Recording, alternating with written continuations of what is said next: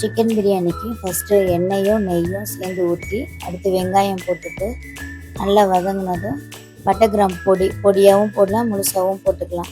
போட்டுட்டு நல்லா ப்ரௌனாக வந்ததுக்கப்புறம் கொத்தமல்லியும் புதினாவும் கொஞ்சம் தயிரில் நனைச்சி போட்டிங்கன்னா கொஞ்சம் அடி பிடிக்காமல் இருக்கும். அப்புறம் இஞ்சி பூண்டு அதெல்லாம் சேர்த்துட்டு வதக்கி விட்டுட்டு அந்த தயிரில் கொஞ்சோண்டு மிளகாத்தூள், இப்போ இந்த உங்கள் பிரியாணிக்கு தேவையான மிளகாத்தூள், தக்காளி, பச்சை மிளகாய் எல்லாம் கலந்து போட்டிங்கன்னா மிளகாத்தூள் வந்து கலர் மாறாமல் இருக்கும்.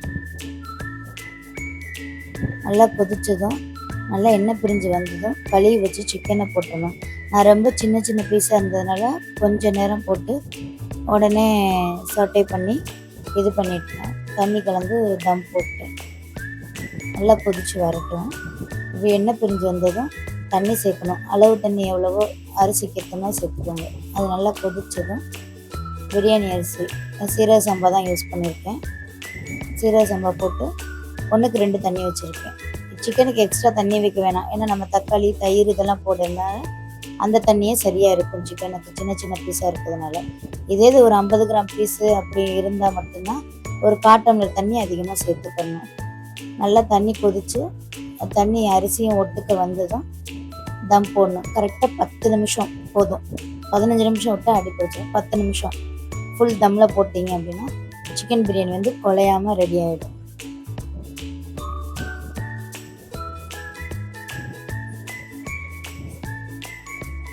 நல்லா கிண்டி விட்டாச்சு, தம் போட்டு முடிச்சாச்சு. இப்போ அதை வந்து இப்படி எடுத்துடுறோம். ஒன்றோட ஒன்று ஒட்டாமல் இருக்கணும். நல்ல உதிரி உதிரியாக வந்துடுச்சு. வேணும்னா நெய் சேர்த்துக்கலாம். நாங்கள் நெய் சரியாக இருந்ததுனால சேர்த்துக்கல, சரியாக இருக்குது. தயிர் எதுக்கு சேர்க்குறோன்னா அந்த சோறு ஒன்றோட ஒன்று ஒட்டாமல் இருக்கிறதுக்கு, சாஃப்டாக வேகிறதுக்கு. ஒன்றோட ஒன்று ஒட்டாமல் இருந்தால் விதையாக இருக்கட்டும்னு அர்த்தம் கிடையாது. அமுக்குன்னா அமுங்கன்னு உதிர்ந்தால் உதிரணும். அதுதான் கரெக்டான பக்கம். சிக்கன்